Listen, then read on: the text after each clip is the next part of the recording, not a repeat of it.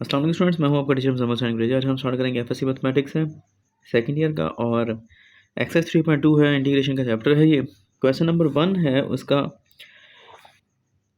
7th part है। Function दिया गया है integral 3x + 2 whole divide by square root of x। Simple function है, लेकिन हमें उससे भी पहले मज़ीद इसको सिंप्लीफाई करना पड़ेगा सॉल्व करने के लिए। तो ये जो हमारे पास न्यूमरेटर आ रहा है उसमें 2 टर्म्स हैं और डिनोमिनेटर में सिर्फ एक टर्म है स्क्वायर रूट ऑफ x। ठीक है, तो मैथ यानी कि अलजेब्रा के अंदर ये चीज़ होती है कि अगर a + b/c हो तो हम इसे ऐसे लिख सकते हैं a/c + b/c। क्यों लिख सकते हैं? रीज़न इसकी ये है कि जब हम इसका दोबारा फिर एलसीएम लेते हैं, क्योंकि इसको सॉल्व करने के लिए एलसीएम लेना पड़ेगा, तो c आ जाएगा एलसीएम, तो ऊपर क्या आ जाएगा a, ये c से c कट गया तो क्या आएगा b, तो दोबारा फिर वही आ जाता है। यानी कि अगर हम इसको अलग-अलग करके लिख भी लेते हैं तो कोई फ़र्क नहीं पड़ता, चीज़ वही की वही रहती है। ठीक है, तो सेम काम यहाँ पर भी हमने करना है, a + b/c यानी कि 3x + 2 ओवर √x। ठीक है जी, तो हम इसको ऐसे लिख सकते हैं, यानी कि अगर नीचे एक टर्म हो, ऊपर 2 या 2 से ज़्यादा हो, जमा नफ़ी हो रही हो आपस में, तो हम उनको अलग अलग लिख सकते हैं। ठीक है जी, अब इसको थोड़ा सा मज़ीद और सॉल्व करना है हमने।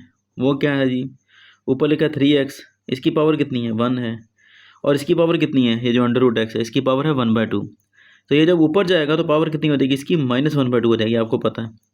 ठीक है, अगर ऊपर माइनस हो नीचे आके प्लस हो जाएगी, नीचे माइनस है तो ऊपर जाके प्लस हो जाएगी। ठीक है, ये ऑपोजिट होती है एक दूसरे के। प्लस ये आ जाएगा 2, उसी तरह ये x की पावर ऊपर जाकर क्या आ जाएगी -1/2, और यहाँ पर ये dx एज इट इज़ ही आ जाएगा। अब इसको मज़ीद इंटीग्रेट करने से पहले हम सॉल्व कर लेते हैं। बेस सेम है ना, x आ रहा है, तो हम पावर्स को क्या करते हैं, इकट्ठा कर देते हैं। 1 - 1/2 + 2 x की पावर -1/2 एज इट इज़ ही रहेगा। ठीक है जी, अब इसको जब सॉल्व करेंगे 1 - 1/2 क्या करना पड़ेगा, एलसीएम लेना पड़ेगा।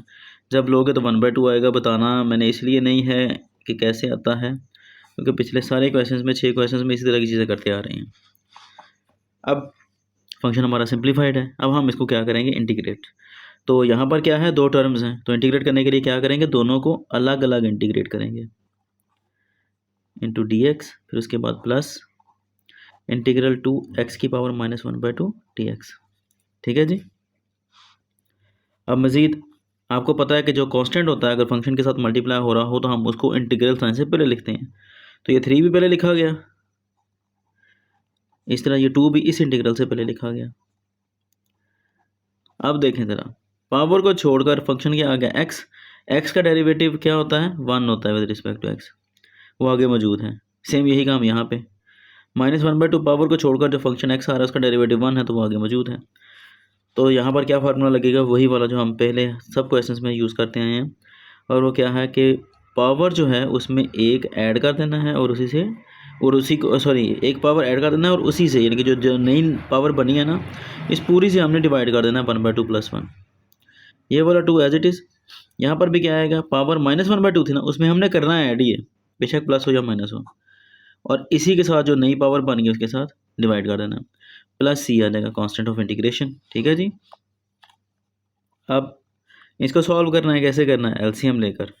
तो इसका एलसीएम लोगे तो कितना देगा, पावर 3/2, और इसका एलसीएम लोगे तो कितना देगा, 3/2 + 2, ये एज इट इज़ ही आ जाएगा। इसका एलसीएम लोगे तो क्या आएगा, 1/2, इसका एलसीएम लोगे तो वो भी 1/2।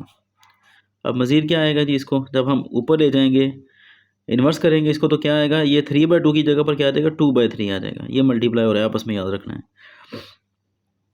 x की power 3/2 as it is, plus 2 है, तो ये 1/2 ऊपर जाकर क्या हो जाएगा, 2/1। ठीक है, तो ये नीचे अगर एक आ रहा हो तो उसको लिखने की ज़रूरत नहीं होती, मैं सिर्फ इसलिए लिख रहा हूँ तो कि आपको कंसेप्ट क्लियर हो जाए। ठीक है जी, अब 3 से 3 कट गया तो पीछे क्या बचा, 2, x की पावर 3/2 प्लस 2 0 2 4, और x की पावर 1/2 और प्लस c।